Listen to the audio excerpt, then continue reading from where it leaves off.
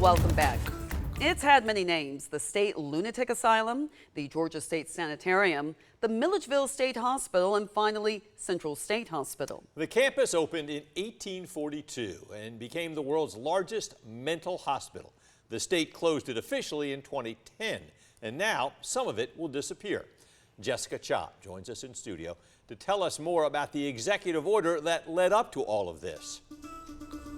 That's right, Frank and Lori. Back in July, Governor Brian Kemp signed an executive order to demolish 3 buildings on campus. That's the Green, the Jones, and the Walker buildings. I sat down with folks remembering each one before they're gone.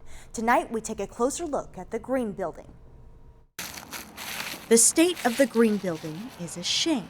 Not because of its broken windows or crumbling facade. I mean, it's a shame that such a architecturally significant and historically significant building has been left to the elements.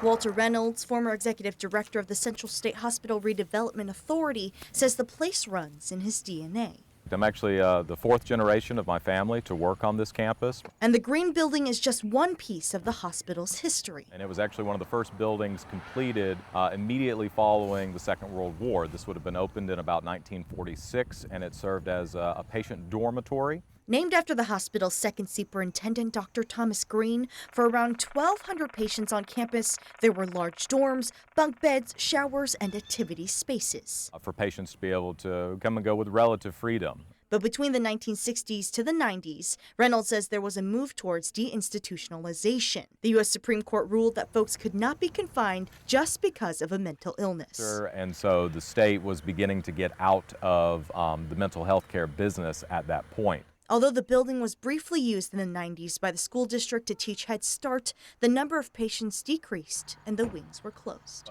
30 years on, there's been no serious maintenance effort for this building. Water damage, decay, graffiti, vandalism, and asbestos. It's a shame. There were so many people that walked these halls. The state had let this go on for so long that this building is practically beyond salvage. And now a shame to tear it down because it was once great. These tell the story of not only the Central State Hospital, but Milledgeville as the former capital city. It tells the story of so many individuals who were touched by the mental health care system in this country. Building demolition is a travesty because it means that we failed to do something in time. In Milledgeville, Jessica Shaw, 13 WMAZ News. Now, on Monday, I spoke with the State Department of Behavioral Health and Developmental Disorders who own the buildings. They said their next step is to talk to the Georgia Department of Community Affairs Historic Preservation Division, which is required in the demolition order regarding historic preservation. They said they will not be moving forward with demolition until they get the recommendations back. Back to you guys.